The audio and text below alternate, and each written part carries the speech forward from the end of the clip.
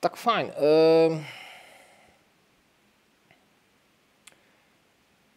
Čom bol taký najzákladnejší alebo najviditeľnejší rozdiel medzi kresťanstvom a tým, čo bol pred ním, áno? Tou pohanskou rímskou spoločnosťou.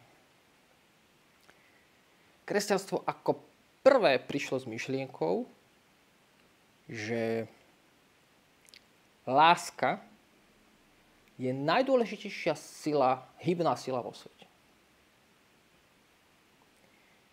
Len si predstavte, proste rímska ríša, táto drsná, brutálna spoločnosť gladiátorských hier, brutálnych vojen, áno, Tripunské vojny, to bol masaker na masaker.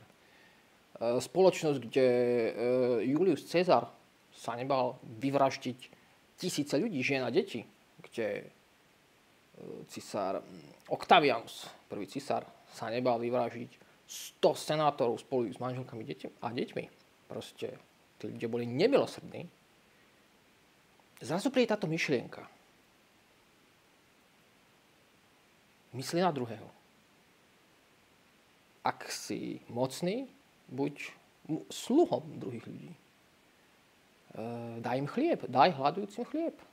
A nie preto, aby sa búrili, ale pretože sú hladní. Pretože máme s nimi súcit. Alebo, ja neviem, postavme nemocnice, urobme hospice. Opäť, nie preto, aby sme upokojili tých ľudí, aj preto, samozrejme. Ale tá myšlienka bola, máme s nimi súcit, záleží nám na nich. Záleží nám na nich. Niečo k nim cítime. No a toto je vlastne prvý taký obrovský zlom, ktorý vlastne kresťanstvo prinieslo. O tom sa nikde inde nehovorí. To vám nikto iný nepovie. Lebo to nesedí do narratívu o tom, ako kresťania upaľovali čarodejnice, alebo ja neviem čo. Poďme ďalej. Ako pán Holland upozorňuje, ďalším aspektom, ktorý kresťanstvo prinieslo a ktorý dovtedy neexistoval nikde, bola otvorenosť. Do tejto doby v starých pohanských civilizáciách existoval akýsi, samozrejme, pohanský náboženský systém. Mali tam tých svojich pohanských bohov, bohyne, plodnosti, úrody, neviem čoho. Lenže tieto veci boli tajné a boli určené len pre najvyššie vrstvy spoločnosti. To znamená, že bežný človek sa nedostal na také veci. To nebolo pre bežného človeka. To len elita. Bežný človek, ty si seď v kúte. Ty nikoho nezaujímaš. A o tom, ako bežný človek nikoho nezaujíma, sa ešte povieme za chvíľočku.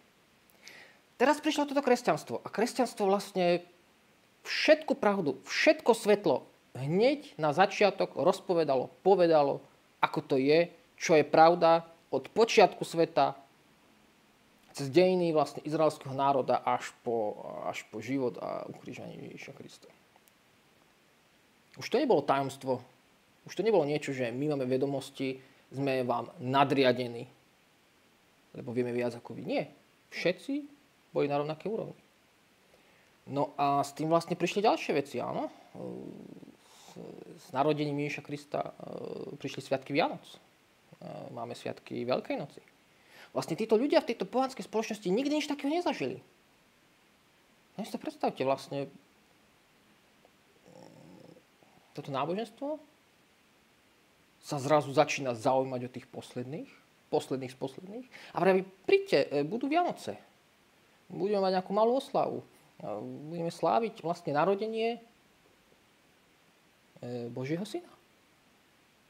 Samozrejme, že to tých ľudí oslovilo. Nikdy nič takého nezažili. Nikto sa od nich predtým do tej doby nezaujímal.